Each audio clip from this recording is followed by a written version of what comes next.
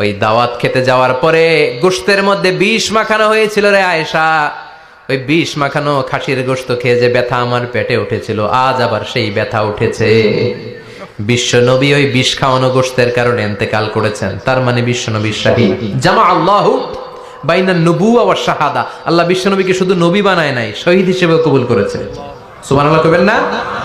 প্রচন্ড অসুস্থ, উনি ছাড়া মসজিদে নববীতে কেউ ইমামতি করার সাহস পায় না।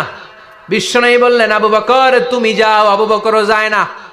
বিশ্বনবী বললেন, পানি আনো। বিশ্বনবী পানি দিয়ে ওযু করলেন।